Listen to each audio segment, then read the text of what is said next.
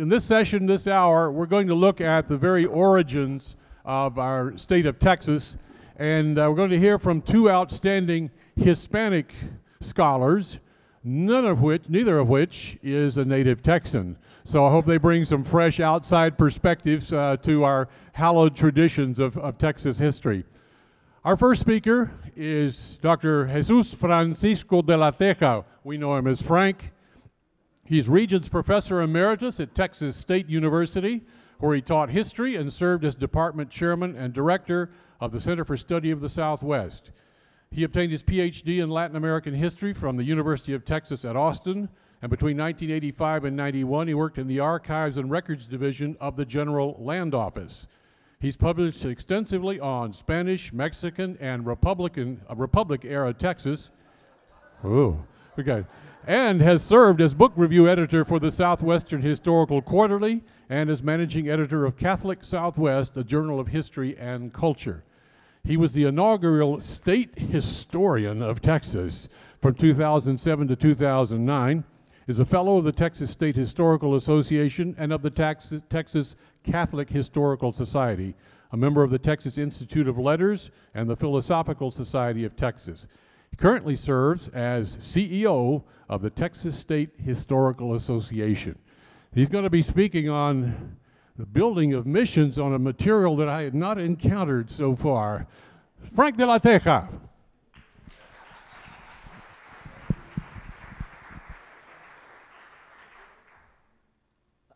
Thank you, John, and let's see, there it is.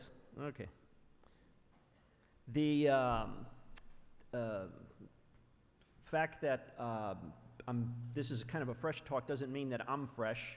I've been doing this for a while, and I know many people in the room, and so thank you for having me here this morning. And it's a pleasure to follow Char and all of his energy and the expansive way that he covered 300 years and gave me a fresh perspective by talking about the city's history, very focused on water. And he's absolutely right, and water will actually come up in my talk, which covers some other things.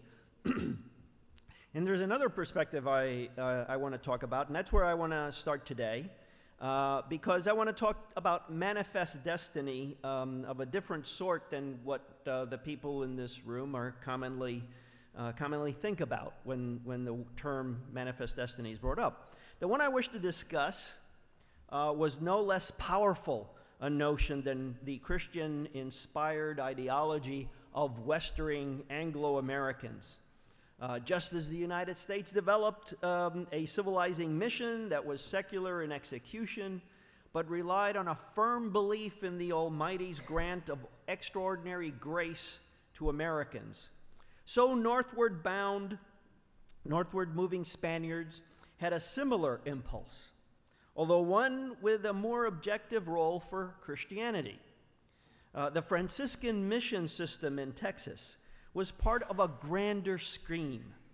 So it's impossible to understand the missionaries and settlers without understanding the broader goals. The seeming lack of adequate support or coordination is what leads me to talk about a shoestring approach to the occupation and settlement of San Antonio and Texas. Today I want to make a point that unless we look at the early history of Texas in this broader context, we fail to fully understand and appreciate its place in the greater story of Texas. I think a large part of the reason why so many people think that Davy Crockett and Bill Travis and Jim Bowie they're the ones who built the Alamo so they could defend it from the Mexicans. There seems to be a disengagement from that earlier history, and what I like to do is I like to bring that earlier history into focus in a way that makes what happens later more understandable. By the time that the Alarcón expedition of 1718 founded what would become San Antonio, the Franciscans were spearheading Spanish frontier expansion, not merely contributing to it. With the friars rests one of the great differences between the civilizing projects of Spain and Anglo-America. The difference between Spain's frontier experience and that of England was that the religious imperative that drove Spaniards was not some general principle of divine favor, as was the case with the English, but one of evangelical responsibility, especially among the friars, who were not only meant to carry out the expansion of Spanish civilization, but had the obligation to do it. Thus, by the time they began founding the Propaganda Fide colleges in the late 17th century, the Franciscans who founded them had actually assumed the role of the vanguard of imperial expansion in North America. Such an attitude well served the crown that took pride in the title Most Catholic, especially as it served to contain the costs of imperial expansion. And all we have to do is think of the California case, which is the most obvious. It's the Franciscans who actually carry out the occupation of California, and by the end of the 18th century, they've got about 20 missions running along the coast of California. There's only 3 presidios, and think about how long the California coast is. So, but it happens first in Texas, in what is now the United States. And although they often quarreled with the missionaries, soldiers and civilian settlers were imbued with a sense of Christian civilization that contributed to their attitudes toward the land and its natives. We cannot understand the Spanish origins of San Antonio without going back 2 centuries before 1718 to the conquest of Mexico. Spaniards saw the New World as a natural extension of their Majesty's Old World dominions. Cortés, in fact, suggested in one of his letters from Mexico to Charles I that he assume the title Emperor of the Indies. And just as in Europe, Catholic dominions were being challenged by what most of the Catholics considered at the time the devil's work, through Martin Luther and other heretics. In the Americas, according to the conquistadors, the devil was working through the idolatries of human sacrificing, cannibalistic savages. In sum, given the experience of the Reconquista of Spain from the Moors, the 1493 papal donation of Alexander VI, the Spanish leadership in the struggle against heresy, Spaniards identified themselves as representatives and defenders of the true universal faith, attitudes still present when they founded San Antonio 200 years later. And I think that we get lost because we are a Protestant country and we think in Protestant terms, and we lose sight of the missionary impulse that actually extended beyond the missionaries themselves. And so we don't tend to properly understand the mindset of the people who carried out the occupation of Texas. Thus, friars Espinosa, Olivares, and Margil and their brethren, and at the vanguard of Spanish frontier expansion in the late 17th and early 18th centuries, operated within a constellation of geopolitical and geo-religious forces that made them full partners in Spain's last century of imperial expansion.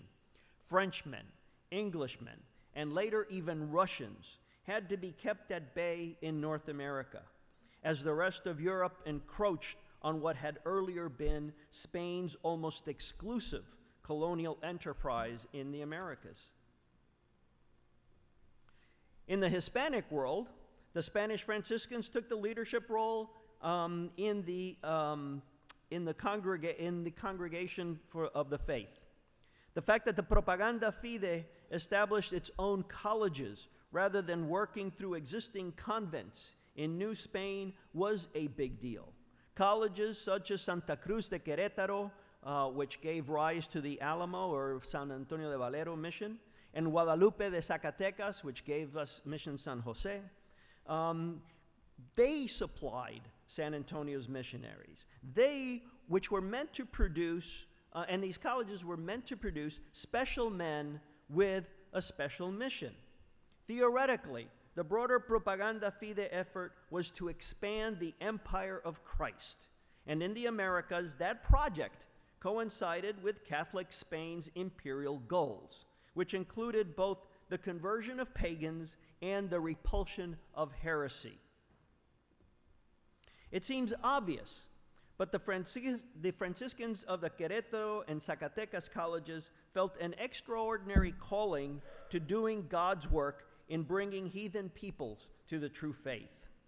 Their debates over the nature of the souls of the native peoples, of the gospel directive to go out and gather everyone to the banquet, which you can read in Luke chapter 14, of the peril to their souls in the presence of heresy in various forms, and the damnation sure to come from allowing baptized souls to relapse into apostasy, were not mere exercises in scholasticism.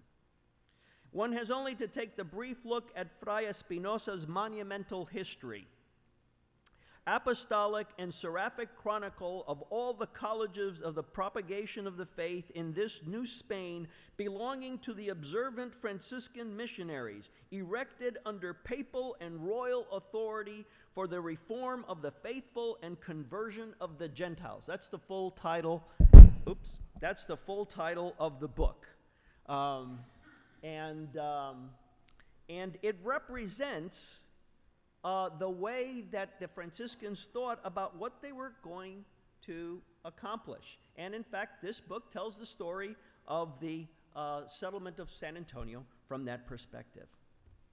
In the chronicle, Espinosa laid out a very scholastic argument based on biblical passages, actions of the papacy, and divine signs, asserting that, quote, the mission of St. Francis and his sons for the conversion of the world having been a divine and extraordinary one, it was known and approved of by our Holy Mother Roman Catholic Church. And what did the approved mission consist of? In a 1721 letter from Texas to the Viceroy, Espinosa made it clear that, quote, towns be congregated. Remember what Char was saying? Towns be congregated, the holy faith be planted, our King and Lord be obeyed, and the Viceroy given credit for having wrought this spiritual conquest in which so many souls have been saved and God known. So the missionaries understood that the mission system served both earthly and heavenly purposes. There was no separation of church and state. But to the contrary, the two majesties, God and King, were to be served jointly. Keeping in mind the preceding overview of the broader context, we can now proceed to interpret the circumstances that brought about the Spanish settlement of San Antonio under Franciscan leadership. One of those circumstances was that the Franciscans, and the Jesuits for that matter, but the Jesuits never made it into Texas, so we'll forget them for now, were undertaking explorations of their own, and to a large degree with their own resources. Even before the first Propaganda Fide College, Querétaro, came into existence in 1687, Franciscans were pushing northward, ahead of the natural frontier line of settlement, on foot, and accompanied only by a fellow friar or two and Indian escorts. They not only represented an opportunistic method of evangelization, but the cheapest form of imperial expansion. They cost very, very little. However, as the documentation makes clear, these missionary drives ultimately depended on official support to flower. Whether the missionaries liked it or not, no sooner had the Franciscans opened negotiations with a friendly group of indigenes from than Mexico City ordered a detachment of troops into the area, where they were to take charge of organizing Spanish interactions with the indigenous population.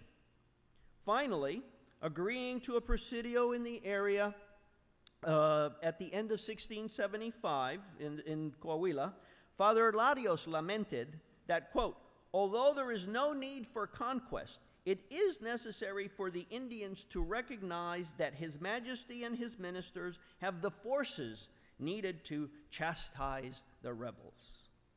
Larios had been across the Rio Grande with Fernando del Bosque earlier in that year, which had led to the latter to propose the setting up of 3 independent missionary districts, quote, to maintain those nations under instruction in Christian doctrine, so long as the government provided, and again I quote, seed grain, oxen, and some families of Tlaxcaltecan Indians to support their efforts.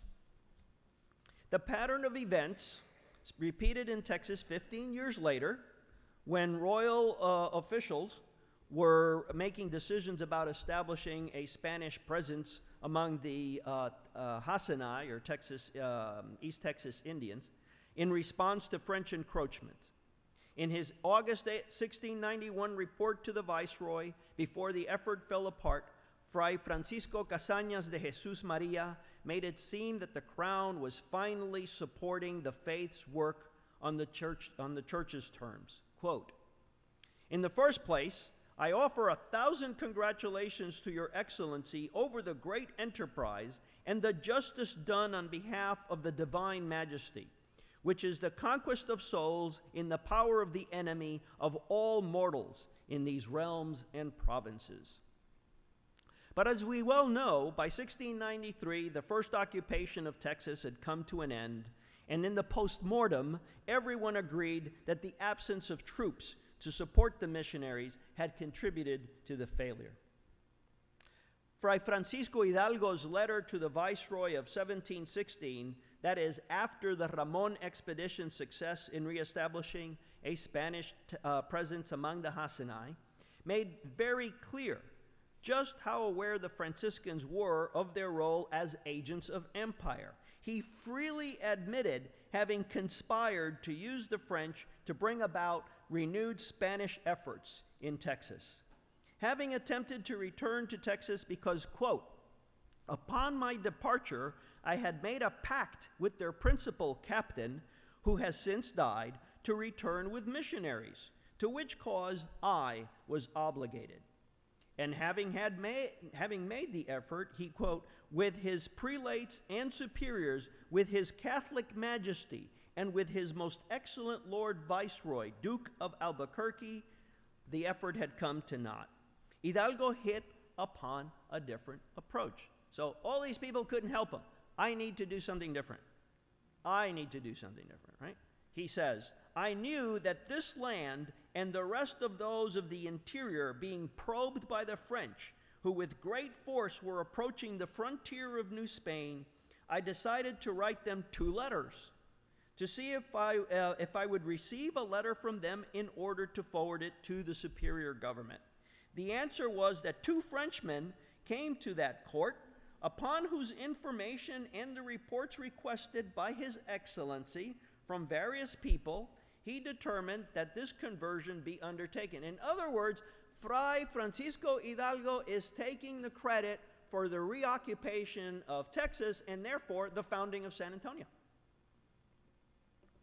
In light of Fray Hidalgo's clear message that the religious were not only acting under royal sanction, but taking the initiative in frontier expansion, we can view the combined letter of Frays Margil and Espinosa that previous summer as a triumphant proclamation of the religious imperative. On July 22, 1716, that is a little before the founding of San Antonio, they wrote, we have cherished great hopes, most excellent sir, that this province will be a new Philippines, having your Excellency's special protection.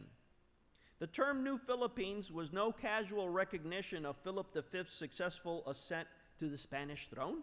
It was a deliberate effort to tie the actions of the Franciscans in Texas under the new dynasty to the actions of Franciscans in Asia more than a century earlier at the height of Spain's imperial ambitions under Philip II. I'll present one last quote on the matter of how the Propaganda Fide friars saw the critical role they played in extending the frontier. Fray Margil, the founder of Mission San Jose, writing to the Father Provincial about the work of the colleges, boasted about the occupation of Texas. Quote, "On another occasion, an expedition cost His Majesty 8,100 pesos, and nothing was gained. And now, with only 25 men, we are at the center of all these tribes. And in less than a year, we have founded 6 missions, 3 by each college." Reading Espinosa's diaries for the expeditions of 1709 and 1716 from this perspective lends the documents a different interpretation. In 1709, Espinosa is flowery and promotional. Everywhere he went, he described the lay of the land, trees and plants and animals. Espinosa famously described San Pedro Creek as capable of supplying not only a village, but a city, which could easily be founded here because of the good ground and the many conveniences and because of the shallowness of the said river. And again, I refer you back to what Char was talking about. They planted San Antonio here precisely because it was a watershed and precisely because the shallowness of the river allowed them to build acequias that would allow the irrigation for the necessary foodstuffs to supply a great city. So these Franciscans are actually promoting their efforts to convert Indians by enticing the viceregal government into thinking in terms of cities, what the Spanish consider civilization. Although the 1709 expedition did not get past Central Texas, Espinosa made certain that he retained royal officials' attention to the possibilities of the region. Having provided a long description of the region's natural attractions and the potential of the indigenous population for conversion, he concludes, "There is a rumor of a silver mountain, so called because of its rich veins. Very large rock salt deposits are found. Lastly, this is the best of all lands discovered, and the natives are particularly suited for the reception of the truths of our holy faith and for the extension of the dominions of the royal crown." Such comments would not have come from someone interested only in the spiritual conquest of the natives. In particular, stressing the presence of rock salt deposits points to a canny understanding of the silver production process, as salt was an important ingredient in the patio process of silver smelting. In other words, Texas could be a natural extension of the North Mexican mining frontier. Fray Espinosa is deliberately goading the Spanish into moving in this direction by dangling silver in front of royal officials. Fray Olivares was no less canny in 1716 when he lobbied for the occupation of the San Antonio area. There, he said, an entire province will fit in the said river valley. This and stories said to come from local Indians, who, by the way, were described as intelligent and friendly, that Texas held a mountain of silver and good signs of copper, made up the underlying rationale for the instructions given to Martín Alarcón for the settlement of the San Antonio area. For the viceregal government, the information the missionaries and Domingo Ramon provided formed the basis of a plan of occupation for the San Antonio area that not only included, not only partly relied on military force. The new governor was instructed to take not only missionaries and soldiers, but settler families, artisans, and livestock. He was supposed to leave enough room for 2 cities between the missions built along the explored trail between the San Antonio and Colorado rivers. The new urban centers would serve as, quote, capitals of those provinces and for the observation and defense from seaborne invasions. The first of these, San Antonio, was the only one to become a reality. At least 30 families should make up the initial population, including soldiers from the expedition, with enough land set aside for 70 more later on. Each family was to receive a stipend of 450 pesos, livestock, and supplies. What's interesting about those instructions is that, in essence, Alarcon's plan was the outline for how the Canary Islanders would be treated a dozen years later. That grandiose plan, which called for 400 families, proved so expensive, that is, trying to bring 400 Canary Islander families to San Antonio, proved so expensive that just getting 56 people to San Antonio was enough for the project to be abandoned. The occupation of the San Antonio River Valley then was to be a joint government-church affair. But financial constraints and the available population resulted in an expedition that was a far cry from the elaborate plans of the previous year. It started with the missions. Instead of a group, only San Francisco Solano, renamed San Antonio de Valero, and here is the first baptismal register for San Antonio, but you can see very well, it's kind of blurry, but if you will look, you will see that it says San Francisco Solano in 1710, because that's when the mission had originally been founded down on the Rio Grande. So the Spanish were cheap, so they just continued using the same book. Had plenty of pages left open.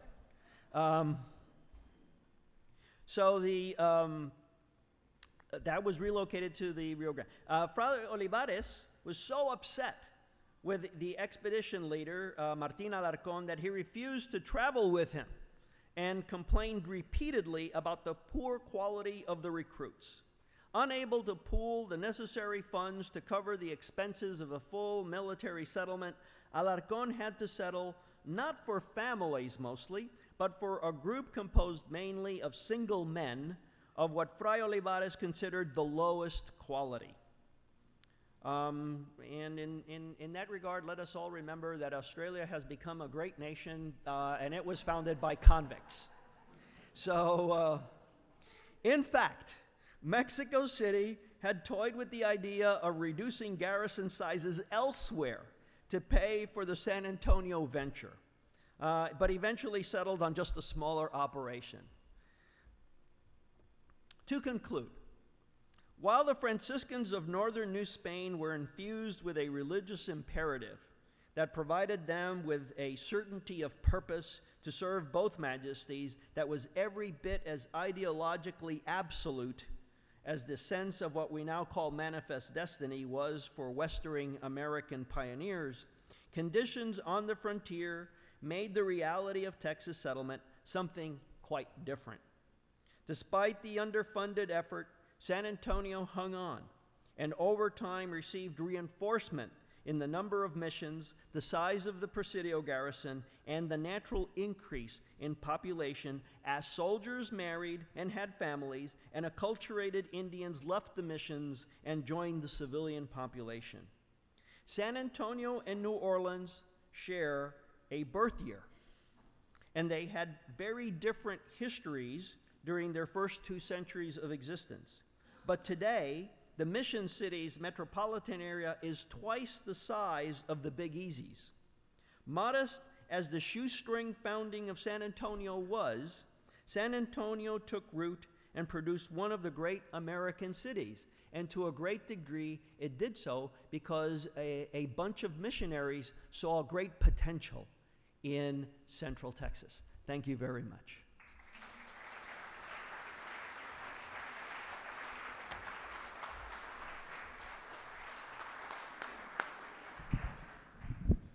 Well, thank you, Frank, old friend. And I would like to introduce one of my newer friends I've known about the past year now. Jorge Garcia Ruiz is a Spanish scholar, research fellow at the National Autonomous University of Mexico at San Antonio, where he's in charge of the recently created Seminar on Hispano-American History and Archaeology. He's responsible for coordinating all events and publications at UNAM San Antonio.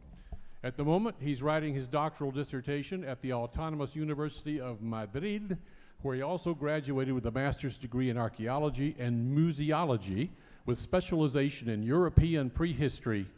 Before coming to San Antonio, he worked at the same university as a researcher on various projects, collaborated with Spanish public television in the production of documentaries on history, and was a tour guide in Europe for several years in the 4 languages he speaks, although his main work focused on emergency archaeology, that's a fascinating term, in the city of Madrid. Would you welcome Jorge Garcia Ruiz? Thank you. Good morning, you all. You can hear me, yeah?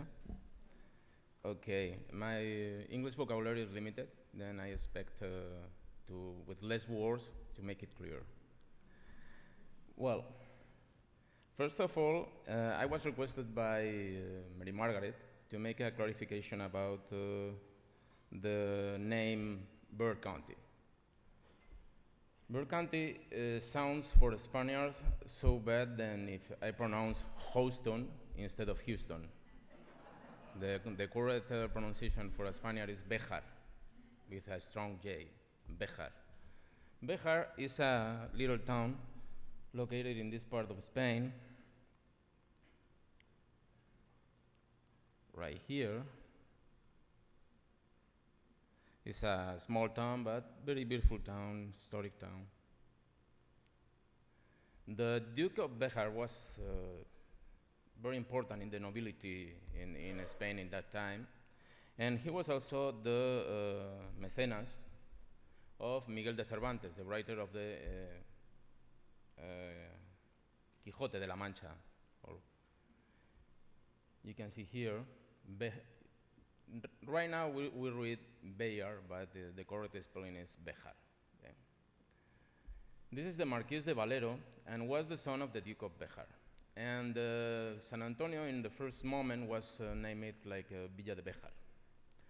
And well, some people think that it's an homage from a son from for his father, but both of them was born in Bejar in Spain.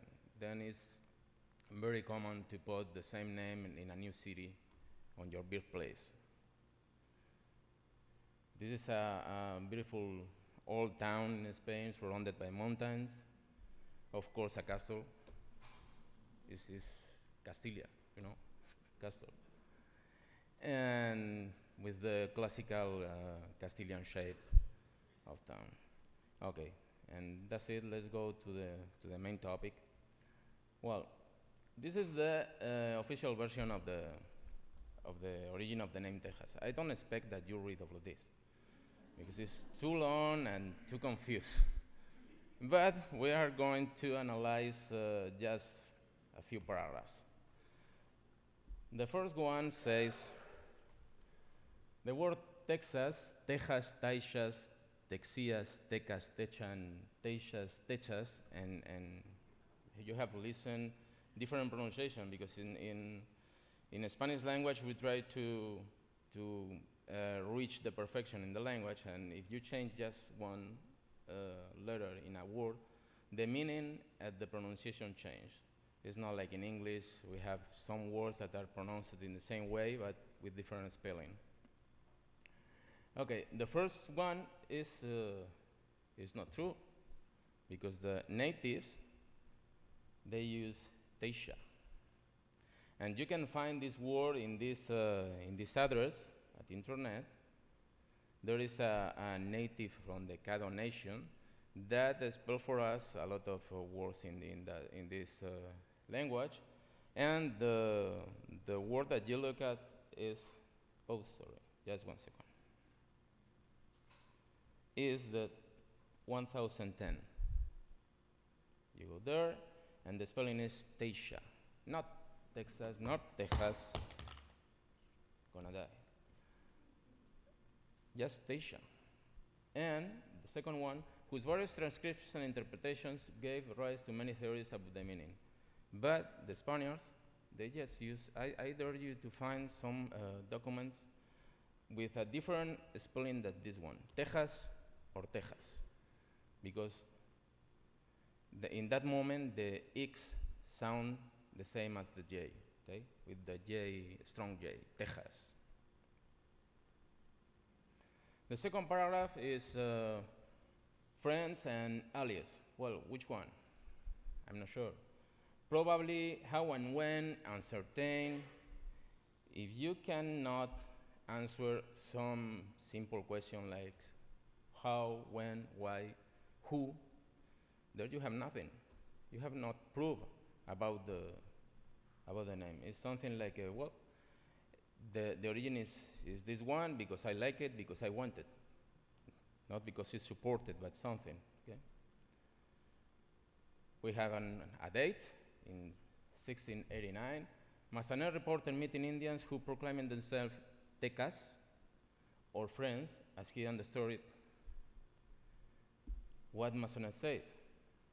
The word used is Techas. Techas, Techas, que quiere decir amigos, amigos. Sorry about that. It's in red and it will be better in yellow, but sorry. Okay. Massanet say Techas, not Tecas, and this is the letter of Massanet. In some places I heard, okay, Texas is an evolution of Texas, of the native word. Well, I do not doubt that the language can make an evolution and come from Texas to Texas, but it's something that takes centuries or maybe decades. You cannot find this in the same letter. Because here is Techas, Techas, que quiere decir amigos, amigos, and 3 lines later, con los dichos Texas, they use the J here. And here is also the same, is con dichos Texas with J. Then, Massanet is talking about 2 different concepts in his letter. One is what the Indian says, Techas, and the other one is the name of the nation Texas. In that moment, the nation Texas was already known. It's not an evolution of the word. Well, the official version is based on what Herbert Bolton says in 1907, and Bolton is based on what Agustin de Morphy says in 1770. This is a secondary resource, Morphy. And Morphy says, Texia. In Spanish language in that time, the X had 2 works, and this is a mess. Works like a X in exception, that comes from the Latin, and also works as a J, like in Texas, Mexico, Oaxaca. Sorry? Foja. Foja had an evolution later, and now it's Hoja with H. Okay, returning. Agustin de Morphy says Texia. I incline it to believe that it's Texia and not Tejia. Okay? Because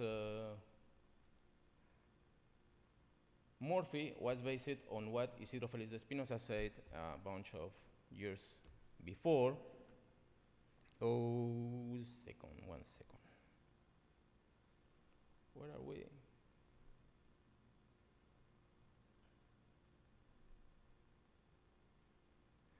And Isidro Félix de Espinosa says Texia, Texia.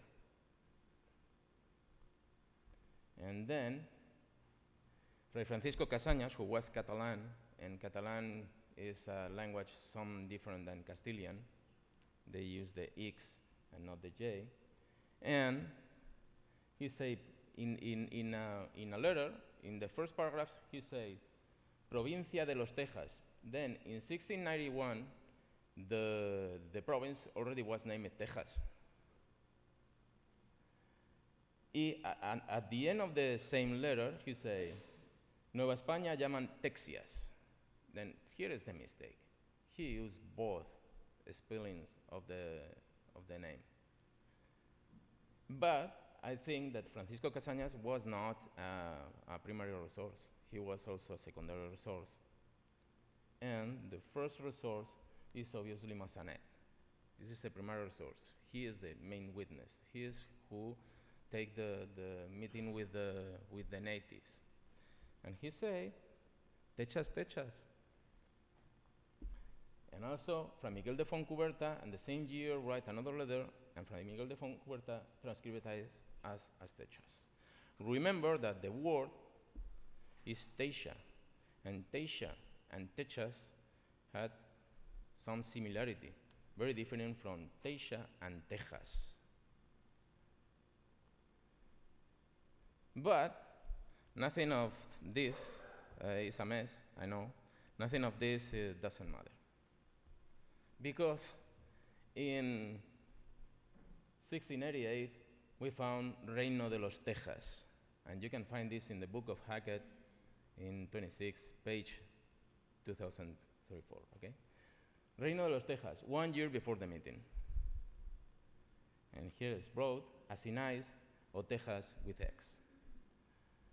But 7 years before the meeting, we found also Reino de los Tejas, you can find here, with X, Reino de los Tejas, in another document,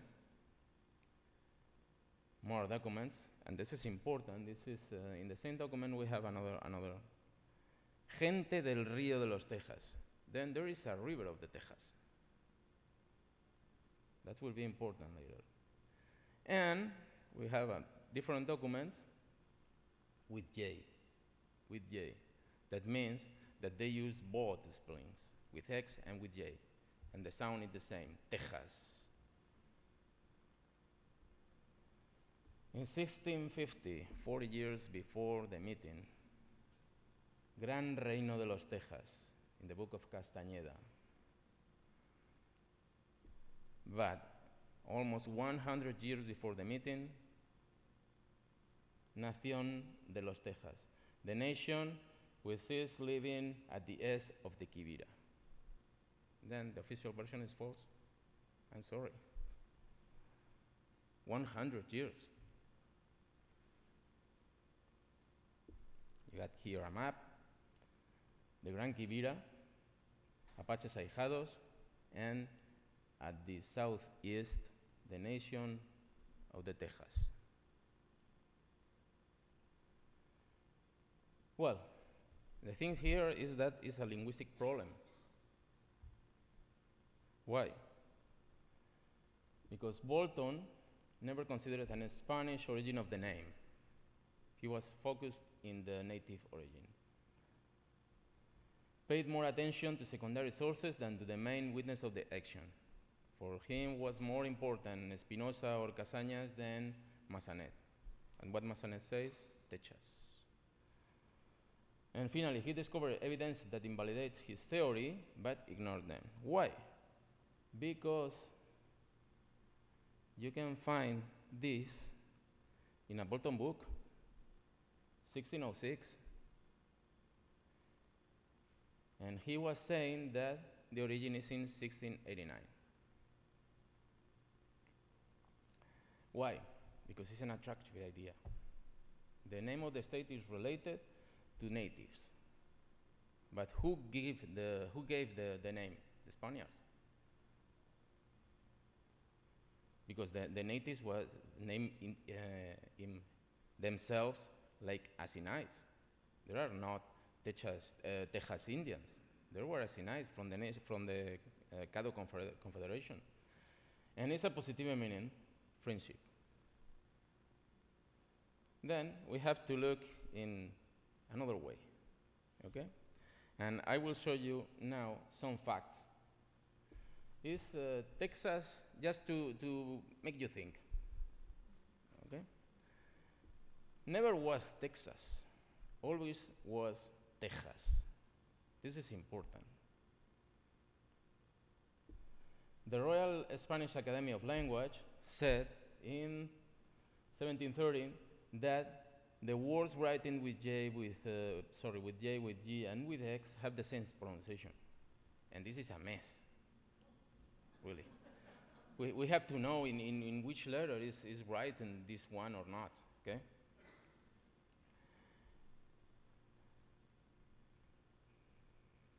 Okay.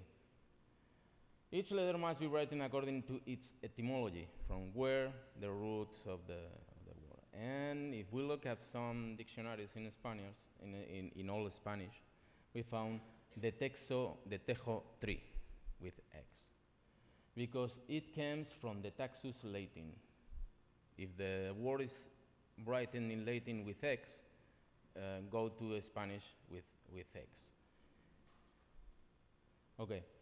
And ceramic piece of tile comes from tegula. If there is a G, it is written with J. This is another, we can put away another theory that is origin in the Teja style, okay? The piece of tile. Not because it was in tile, in a piece of tile, never was written with X. In 1741, the academy said, this is a mess and we have to solve this. In that moment, they forbid the use of the X in Texas, in Mexico, and in Bexar. And it's just write with Texas, Mexico, and Bejar. But in 1821 comes the independence of Mexico, and the Mexican says, okay, calm. We speak the same language, but we are from now in 2 different countries. And you cannot change the name of my country. For that reason, the Spanish Academy make an exception with the geographical names, like Mexico, like Bexar, and like Texas.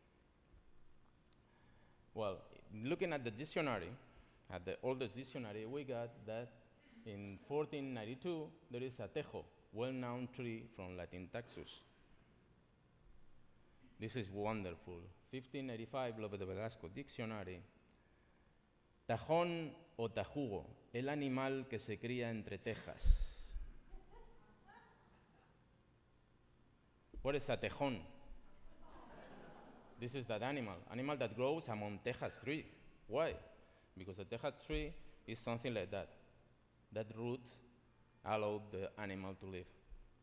Then. Another one, 1732. Tejo with X is a very well-known tree. In 1803, Teja, singular female, the same as Tejo árbol. Then it's like encino and encina, it's male and female. In 1817, we cannot find the X in that name because it's the change I told you, okay? It's forbidden to use the X like a J in that moment. Then we got the parallelisms in the change of the name of the state and the name of the tree. It's the same, it's the same word. When the name of the state changed, the name of the tree changed. What is a tejo? It's a Taxus baccata, and you can find this one is in France, and this other one is in Britain, and in English, in British, is Jew. This is the name of the Taxus. Okay. Let's now talk about the Ben Milan ball cypress. You know what it's about cypress, yeah? Ball cypress, ciprés calvo de los pantanos, ahuehuete in náhuatl, ciprés de Moctezuma, and Sabina or Sabino. This is the synonym of tejo, Sabina or Sabino. It's the same tree. From where, if we decompose taxodium comes from tax, that means tejo, and odium, that means similarity. This is Latin. Okay. Similar to tejo. That and the bald cypress is the tejo tree.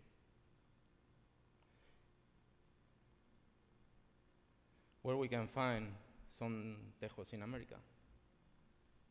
That pictures were taken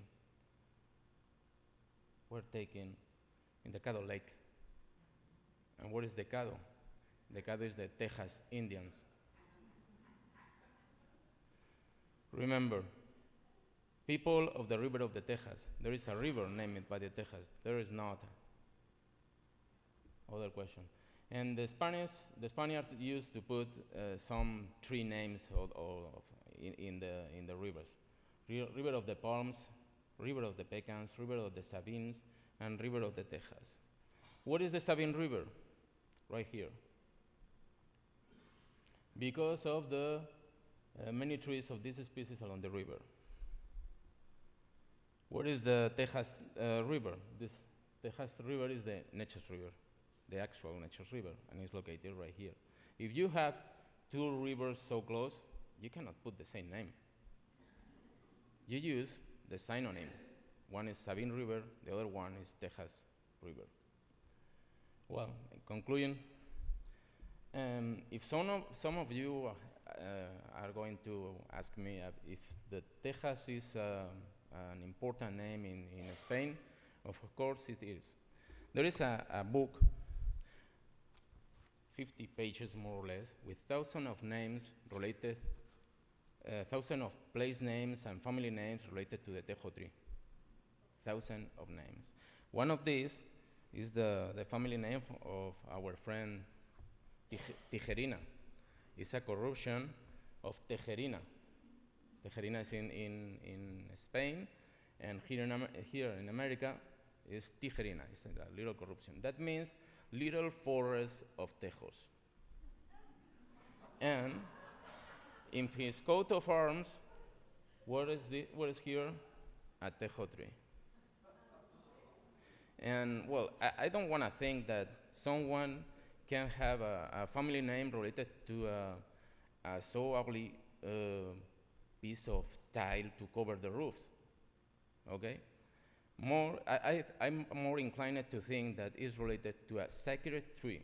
Remember that we Spaniards, we are 70% Celtics. And in a Celtic culture, the tejo tree is a sacred tree.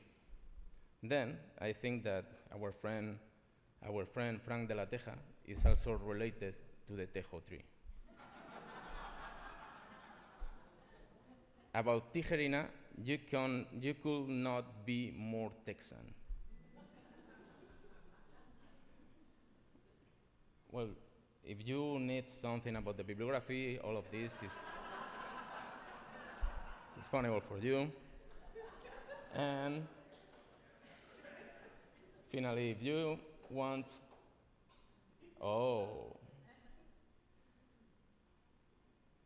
you can check for my paper.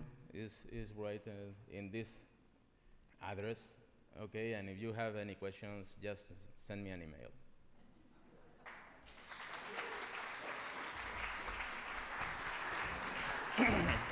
We have a little time here for some follow-up question and answers. Maybe those of you who feel like your identity has been brought into question here may have some questions. Yes, sir. Let me just give you my microphone. This is blasphemy. Well, it goes to, the origin myth is very important, and if there ever is an origin myth, our highway department, our school textbooks, everything we've been taught, I say it took somebody who was born in Spain to come here and tell us that maybe we're wrong. But I have a question about tejo and teja referring to the trees. And I did a little looking in the Real Academia dictionaries, and I never found both tejo and teja listed for the cypress tree. I found only tejo with the X and tejo with the J, but teja didn't show up as the cypress tree in the Academia Real dictionaries. And so I'm a little confused there. Well, it depends on the year of the dictionary. Well, I compared a 1737, which I have in my office. Yeah, 1737. Well, and then I compared that with a 1970 to bring it up. 1970. The academy, yeah. No, And in it gives me- 1970, the rule of the Royal Academy is to erase to do not keep speaking the X like a J. Mhm. And it happens in 1741. Then almost all dictionaries after that date, you cannot find the X on the dictionary. But you say that Tejo and Teja were interchangeable, both existed for the same Yeah, it's the definition. same. It's the same as encino or encina. Because I've never seen a reference to Provincia de los Tejos with an O, only Tejas. No. And so I'm a little confused about Yeah. where the double meaning comes from. In my opinion, the Spaniards of that time put the name of the Tejas to the river. And you see the document say the gente del río de los Tejas, people of the river of the Tejas. And the name passed to the river at the nation that lives in the margin of the river. The Tejas, Indians, were the people that lives in the margin of the river of the Tejas. Okay, let me yes, sir. Yeah, I was going to ask, are you familiar with, people that are familiar with Texas history know about the naming of the Tenochtitlan crossing on the river, and when the Texans arrived and the English speakers arrived, they changed it to Ten-Ox crossing, which was totally different from Tenochtitlan crossing. Just like you said, that the Spanish changed, I mean, that the Mexicans changed the name from the Spanish writing, Texas did the same thing. The English changed the names to fit their language. My second question is for you, Dr. Teja. Did Spain really have an empire? I saw your coat of arms, and it seemed to be made up of a bunch of little countries. And I think back at the Spanish army, which was made up of German mercenaries, Netherlands, Italians, Portugals, very few Brazilians, a lot of Basques, and even their navy was led by Andre Doria, who was an Italian. So, did Spanish really have an empire, or was it just a conglomerate? Thank you. It's for you. Okay, so we kind of use Spanish as shorthand. It's actually Habsburg Empire and then a Spanish Bourbon Empire.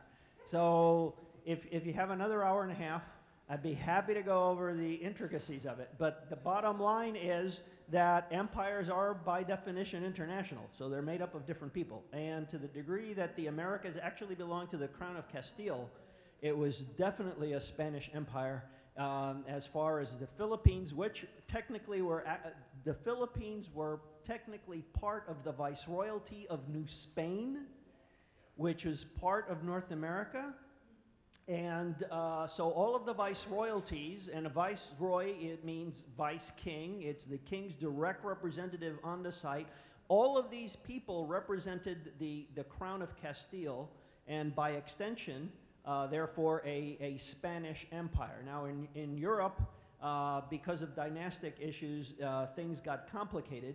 And so, unlike the New World Empire, which all relied on the law of Castile, in the Old World, all the various portions of the Habsburg and then the Spanish Bourbon Empire relied on the individual laws of all the various kingdoms and principalities, so it gets complicated. But the bottom line is we use Spanish as shorthand for these dynastic empires that were first Spanish Habsburg and then Bourbon, Spanish Bourbon. Okay. There's another one here.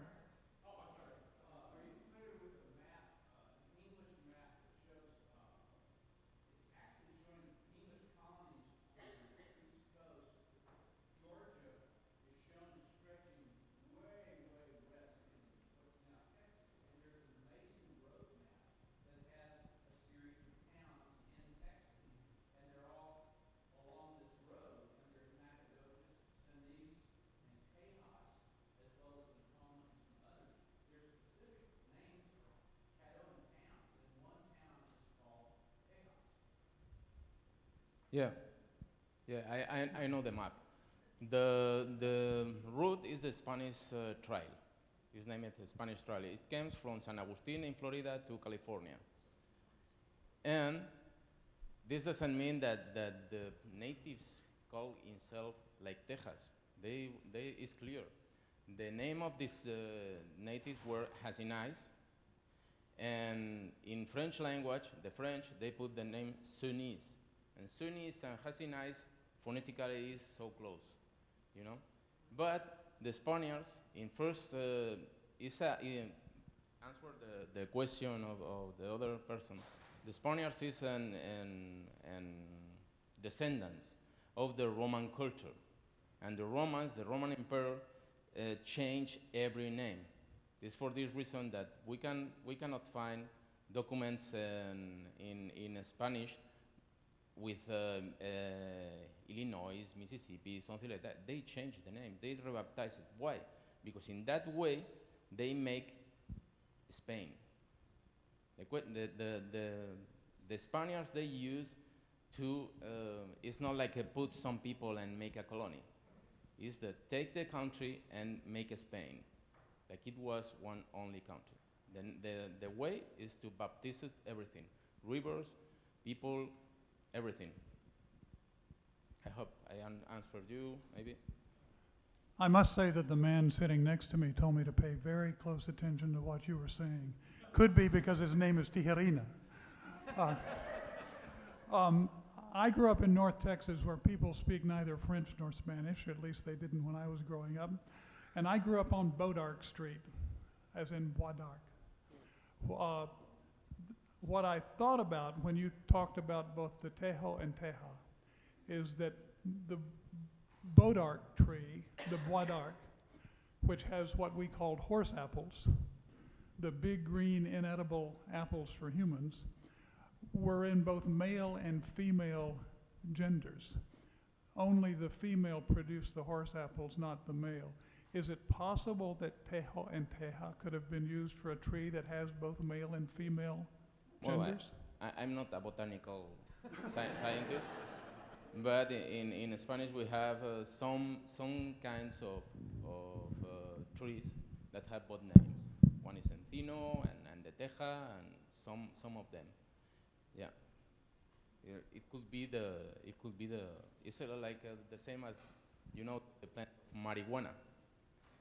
You know, I have friends in Spain who use some of marijuana, and I think that the female is the plant who produces the drug.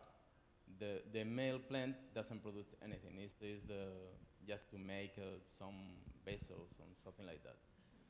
But yes, it's an interesting question, yeah.